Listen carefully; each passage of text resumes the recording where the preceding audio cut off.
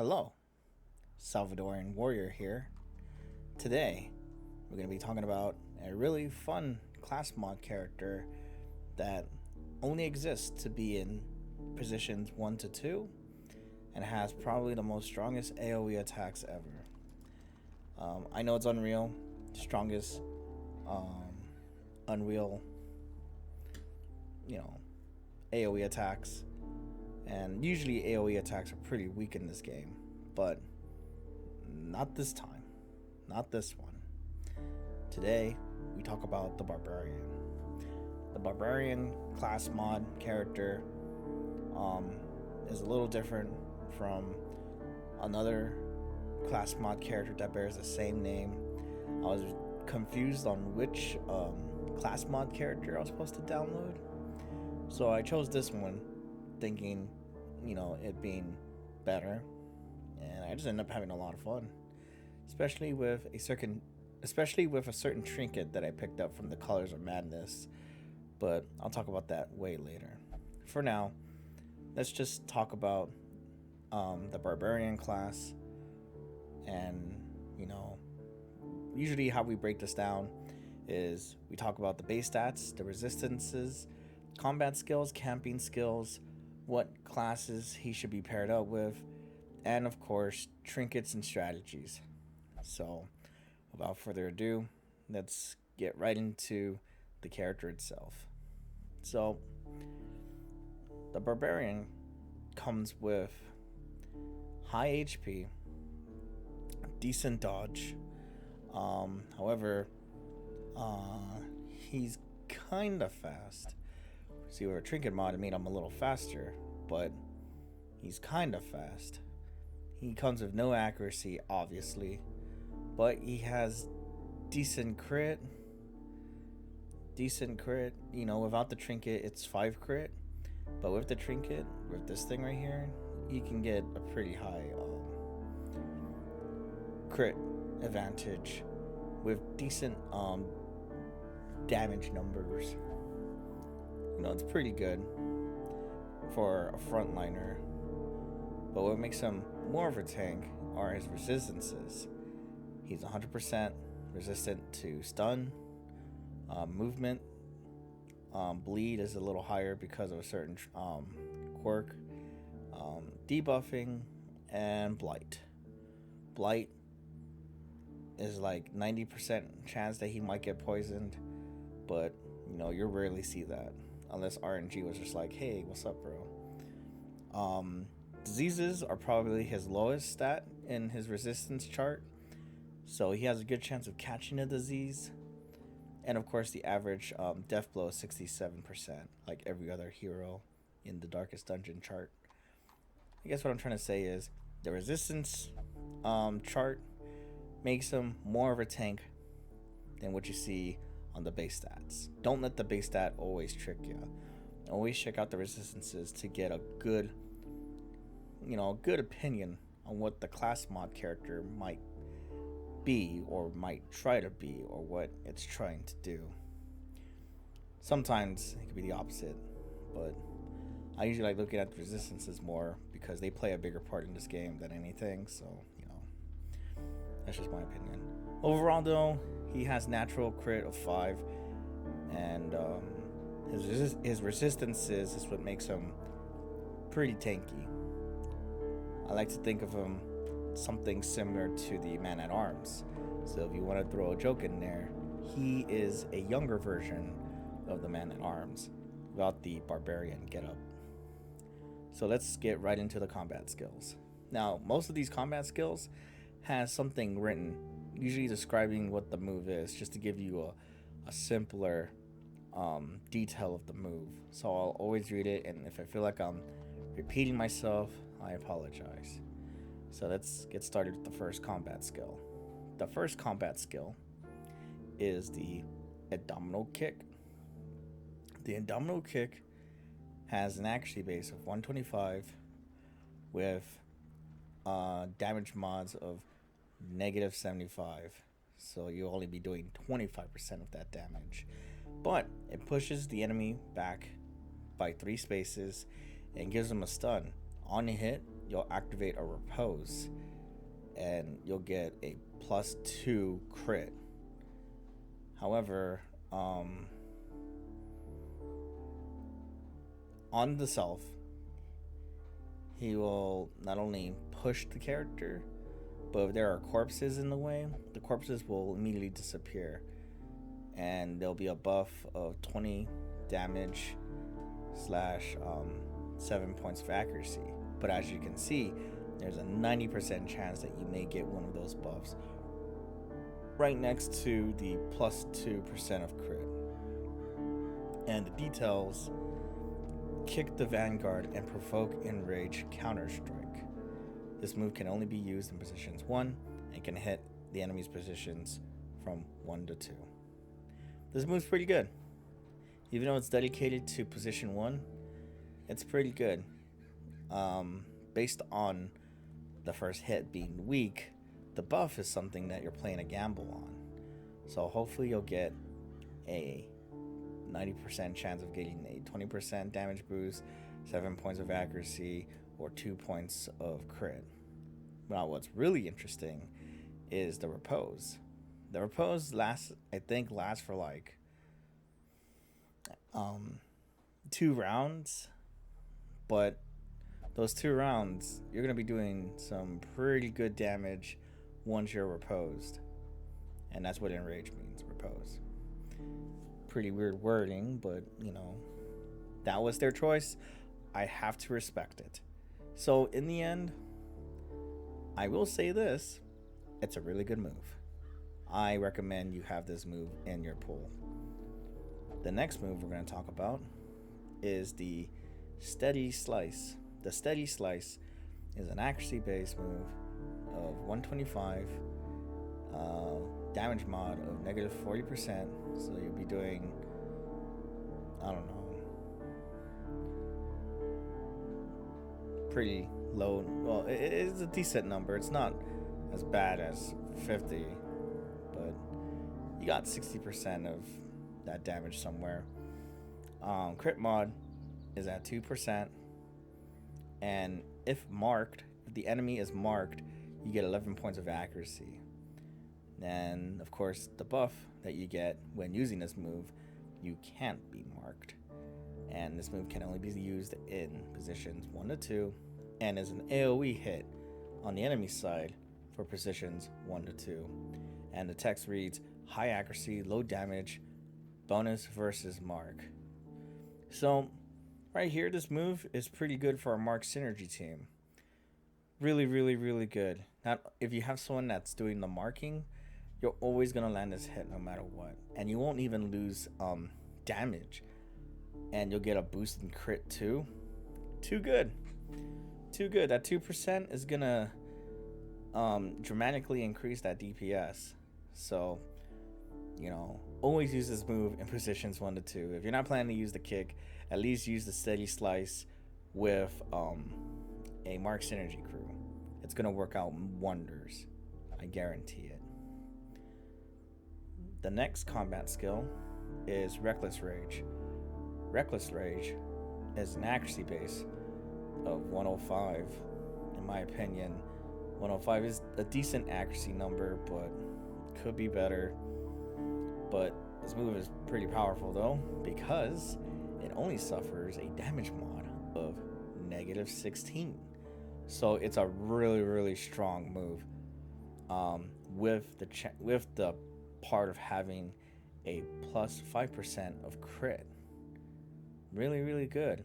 On hit, you'll do bleeding, and that has a damage over time of 3 for 3 rounds. It can be used in positions 1 to 2, and does an AoE hit in the enemy side for positions 1 to 2. And the text reads: low accuracy, medium damage, with a chance to bleed. This move is also highly recommended if you're running a team of, bleeders, or at least a blight team, or if you need someone to do bleeding, but you want to have the barbarian to be in position 2. This move is up your alley right here. Pretty good move. I also highly recommend this move. It's one of my favorites, and I've seen some crazy numbers with this guy. And I mean crazy numbers with this guy whenever I use Reckless Rage. But I'll talk about that later. For now, this move is also highly recommended. And that's only if you're running those type of Pacific heroes. So until then, this move's good. Even though it has decent accuracy, a focus ring will fix that and it'll become amazing. Now, the next one is situational. The next combat skill is the Wild Swing. The Wild Swing is a move that bypasses guard, bypasses stealth, and can stun an enemy with a 45% chance to do so. So it's a guaranteed stun. However, it has like a debuff of -1 speed, -9 crit, but it pushes you to the front. And you won't be able to spam this move again because it has a 2-round cooldown. And if you meet the requirements of being below an HP of 50%, you'll do a 1% crit per 10% missing HP. Really powerful stuff. Really, really powerful stuff. The other downside is that it's stunned. You have a high chance of getting stunned by this move. And it could be used in positions 2 to 4 and has an AoE hit on the enemy's positions from 1 to 3. And the text reads, a powerful swing with risk. Now this move I only recommend using if you're pushed around to where you don't want him to be positioned in. But if you use it, you're going to be in position 1. So don't put him in a shuffling team. I tried that. It didn't really work out as much. So I just left it in the slot just in case I get pushed. If I get this barbarian pushed out of his position. And once he's not in his position, you pick this move and it's going to do some big damage with the risk of getting stunned. So this is a move that I highly recommend as well. Keep it in there. Don't take it out, because if you're getting stuck in a situation where he's moved, you're going to waste time trying to put him back into position, and doing that in this game is really, really, really dangerous. Always have this move in your inventory, no matter what. Even if you decide to go for a defense skill. Now this is one that's going to take a long time, so I'll try to be quick about it. So the next combat skill is a defensive move known as Brutal Focus. Brutal Focus pushes the barbarian back by giving them a 90% chance of a 10% damage boost, an 80% chance of getting a 70% stun resistance, a 60% chance of getting plus 14 accuracy, a 40% chance of getting plus 18% bleed chance, an 8% crit, but that's also a 24% chance of getting that buff, with the last buff a 5% chance and getting a bleed resistance of 50%, and it can be used in positions 1 to 3, and text reads, anger can unleash erratic power. So all these are chances. You never know what you're going to give yourself. But the one I see worth getting is either the 14% accuracy or the 10% damage. Getting the bleeds and crit is one of those high risk parts. But you don't get it, at least you could be happy with a 70% chance of stun resistance. Meaning if you stack this with the Wild Swing, that 75% chance would be nothing. Who cares? You will never get it. You won't get stunned.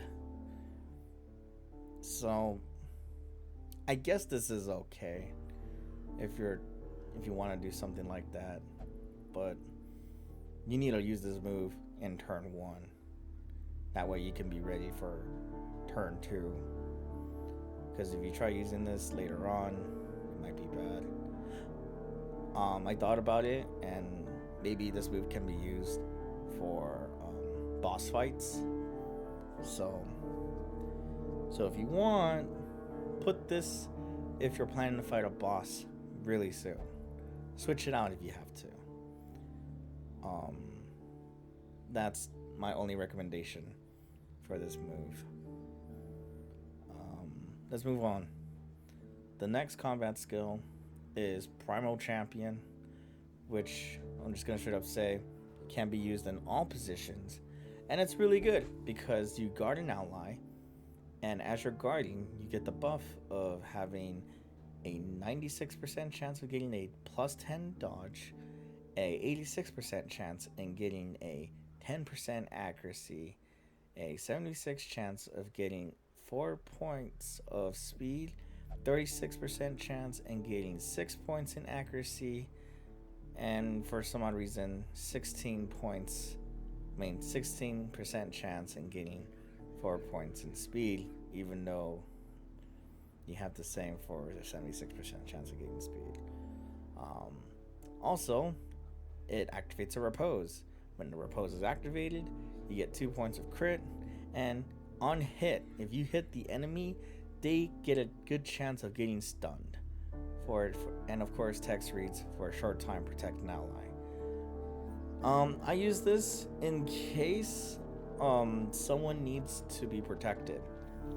So if you notice someone is getting to the point of hitting that 100% stress, use this move.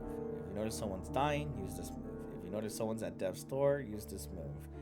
If you just want to protect somebody for the sake of protecting somebody, use this move.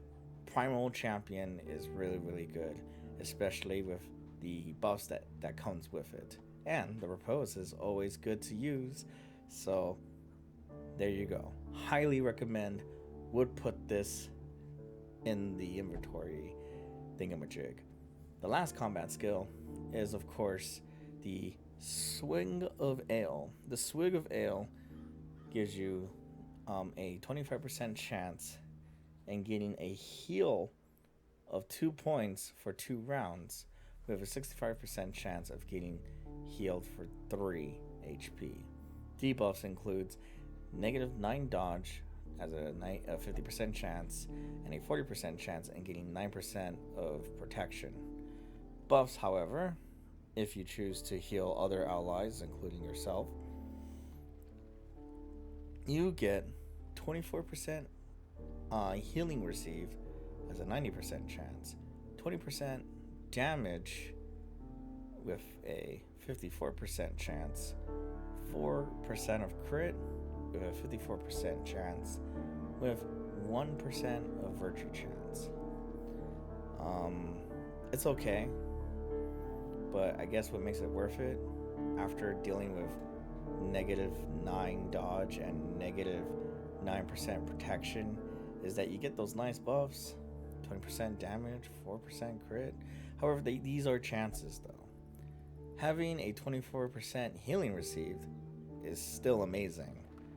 So drinking ain't so bad after all, is it? However, I will only recommend this to tanks. If you're planning to heal a tank, this is it right here. They don't need to dodge that much, and they already have enough protection. So sacrificing 9% of protection isn't such a big deal, unless your protection is really low. Then all of a sudden you're just like, ooh. But still, this shouldn't be a big deal. This is somewhat recommended if you're planning to heal a team with this. And that sums up all of his combat skills. So how should his combat skills look like? Like that. This should be it. If you're planning to do something crazy, I guess you can do this too. Or if you're running a Mark Synergy team, this is something that's recommended. Or maybe you can say nope, and you can do this too. This is also recommended. So you pretty much can do whatever you want especially if you're planning to do the heal. This is also recommended, but I like doing this, but I'll talk about that later why. For now, let's talk about his camping skills. Of course, you get the default camping skills, so who cares? So I'm going to straight up just talk about his unique camping skills. His first unique camping skills is Melee Weapon Workshop. It's a time cost 4 that gives him 8 points of melee skills. 8 points of accuracy in melee skills, 3% crit in melee skills, and he also gives his companions buffs with an 80% chance of 4% accuracy in melee skills and plus 1% crit in melee skills. Both buffs for him and this party last for 4 battles. This one's pretty okay. I like using this because 4 points of accuracy is really good. I don't really care much about the 1 point percent of crit melee skills, even though I wish it was a little higher, like maybe 2 or 3, mostly 2 to make it fair. And if it was at 2, I would have been like, great combat skill. Great camping skill. Selfishly, I would always activate this just so the barbarian could give himself a little more crit and a big dramatic difference in accuracy with melee skills, just so he can always be hitting and always activating those crits when needed. So that's the only reason why I think it's good, but not amazing, but it's not terrible either. So there you go. The next camping skill is Campfire Rave. Campfire Rave is a time cost 4 that has a 30% chance, if not religious, give negative 12 stress, 70% chance of negative 8 stress if not religious, 20% chance if religious, negative 6 stress, 60% chance if religious, negative 4 stress, 20% if religious plus 6 of stress, and a 25% chance for the entire party of negative 20 stress resistance. That lasts for 4 battles. I know it was a long sentence and a long description, but I believe that if you're running a non-religious party, this camping skill is going to be very useful. 12 or 8, that's still a big number compared to what the religious characters get. All I'm saying is non-religious characters will benefit with this camping skill. And if you have 3 non-religious and 1 religious, use it. If you're running a full non-religious team, use it. If it's 50-50, I would reconsider. But since I'm always running non-religious characters, yeah, use it all the time. The next camping skill is Drum Circle for a Hunt. It's a time cost 4, and this one has no chances. This one's guaranteed, but for certain enemies. If he's fighting a beast, human, or spider, he'll get a 15% damage boost. And as for the party, if they're facing a beast, human, or spider, they have a 25% chance of getting 4 points of speed. And both these buffs last for 4 battles. Did I say guaranteed? It's only guaranteed for the barbarian. It's not guaranteed for the party. But if you want to be selfish about it, you'll use this only for the barbarian and only be thinking about the barbarian. However, 4 points of forward speed on the team may not seem to be worth it because of strategy.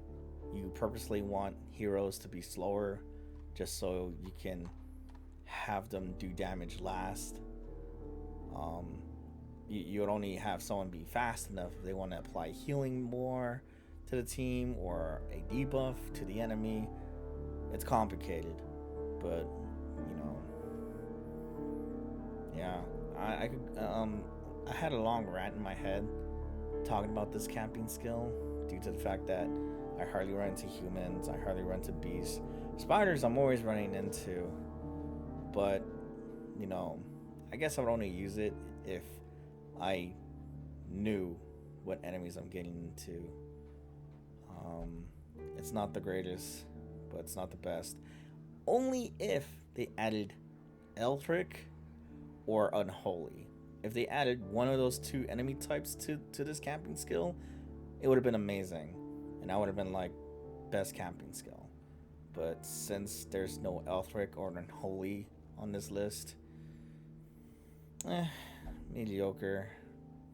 No disrespect to the creator of the class mod, um, because the combat skills are amazing, and he has two camping skills that are just really good. Especially the last camping skill. The last camping skill is solitary stargazing. It's a time cost 2, and only on the self gives himself a plus 20% in stress resistance and a 75% chance of giving himself plus 3 speed, and of course you're guaranteed herbs for your inventory. This buff lasts for 4 battles. It's a time cost 2, really cheap, so that already gets my admiration for this camping skill. Also, the 20% of stun resistance will be very beneficial to the move we talked about a few minutes ago, Wild Swing. So instead of getting yourself a 75% chance in getting stunned, you can reduce it to 55% chance in getting stunned, and that's better than getting 75% chance. Let's be honest here. Speaking of 75% chance, getting a 3 speed at 3 points of speed is just really good, meaning you're always going to be going first, you're always going to be kicking ass. It's a good camping skill, and it's cheap, so if you have nothing to spend your time on, I would recommend this, especially for your herbs.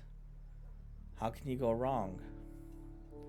So in summary, this is good for 3 non-religious teams, or a full non-religious team. This one's okay if it had one more beast type or enemy type in this list, and this is good because it's cheap, and getting 3 points of speed is good. And if you're using Wild Swing, you don't have to worry about a 75% chance and free herbs. That's all I have to say. So for trinkets, I saw some trinkets for the Barbarian that was pretty okay, but the one trinket that caught my eye was this one right here, the Hunter's Corrupted Headband. It may disable healing skills, but it increases his duration guard by 66%, and upon hitting the enemy, you get a chance to blight him. It's 2 damage over time for 3 rounds, and if an enemy dies, the entire enemy party gets marked, and that's a 75% chance. So that's pretty good. The only drawback to this trinket is that you get a 3% chance in catching a disease, and I'm always willing to play by those numbers because that's really low. That's really low. So in summary, this trinket's worth getting. Sadly, it's probably the hardest because you have to grind for crystals in the Colors of Madness. So if you've never been to the Colors of Madness, start grinding. But if you already have enough crystals, somewhere around 200, I recommend this trinket once you get the Barbarian. It's really good, and it makes this move really good because not only you'll be inflicting bleed, but you'll be inflicting blight at the same time, doubling the damage that he can do. And I think that's what made him fun once I started using him with this trinket. So yeah. And what team should you put him in? I would put him in teams that can do blight or bleed, and a Mark Synergy team. You can also play him similar to a Leper or a Crusader. So that's always something you can do too. But again, he's very like you need to put him in position 1 if you want to use like the really good moves like this. Or you could just have him in position 2, or you can just do this, and there you go. You get like this weird move where you keep backing up and then use this move and then use this and then you do this, and once you get the buff that you want, you do this. But that's just something I never played. It's just something that I kind of guessed. But I'm always using them in a team that's always inflicting bleed and blight, and sometimes a March Energy team if I'm filling up for it, especially since this trinket can mark an entire party. Overall, the Barbarian class is really fun, and I know there's 2 different types of Barbarians in the Steam Workshop, so I will put a link in the description on which Barbarian class I'm talking about, and then you download it and you just have a lot of fun with them. With that said, I'd like to thank everybody for watching my review, and I've been getting a lot of attention from class mod creators, and it's been a real honor to hear them out. And if they give me criticism for it, that's more of an honor, because at least I'll know next time. But so far it's been positive. Sometimes they would tell me what updates are coming out for these class mod characters, and that'll get me excited to look forward to it. But I mostly would like to thank you guys too for watching my content. It gets me motivated to make more. So that's all I gotta say. So until then, like I said, I'll leave a link in the description for this character. I'll leave a timestamp if you want to see what he's like in the battlefield. And most of all, I'll see you guys on the next class mod review. Take care, stay safe, and have a nice day. Take care. Power pleases you, Crom. So grant me one request. Grant me revenge. And if you do not listen, then the hell with you.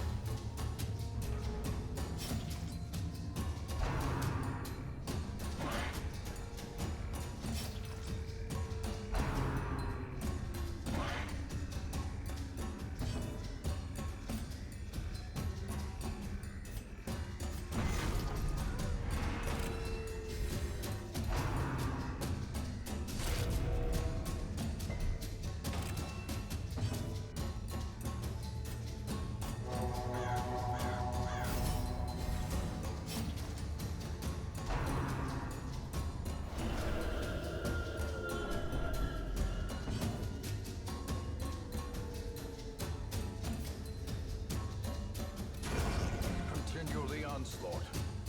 Destroy them all. Press this advantage. Give them no quarter. Confidence surges as the enemy crumbles.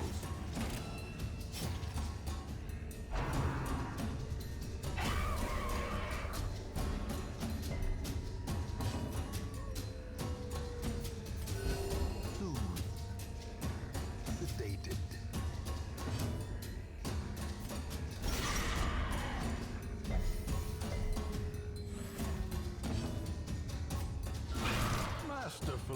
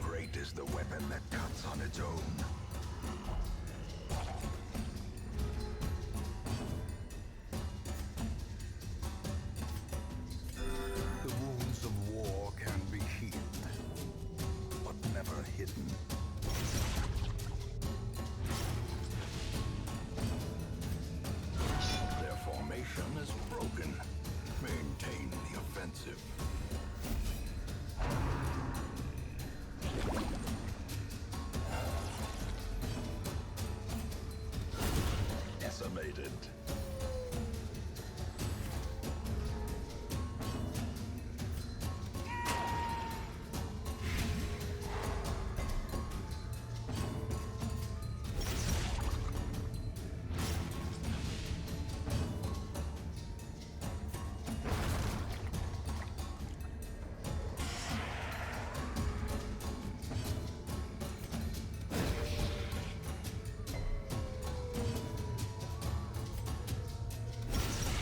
The ground quakes.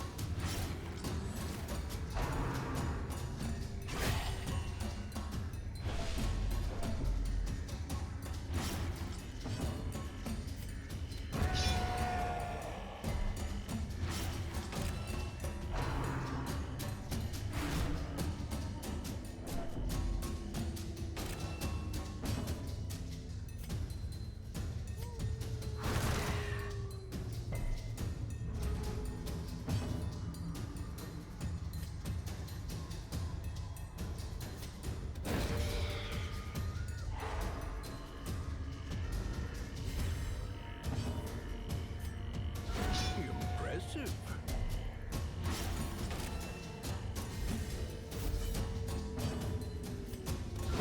A decisive pummeling.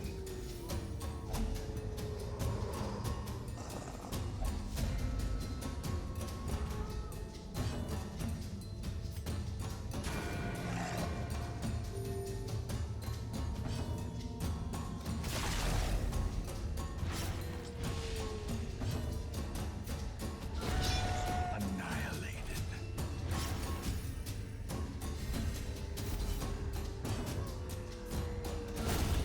Obliterated.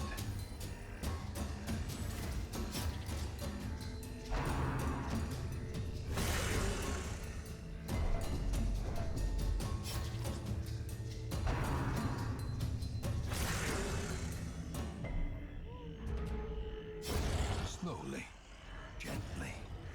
This is how a life is taken.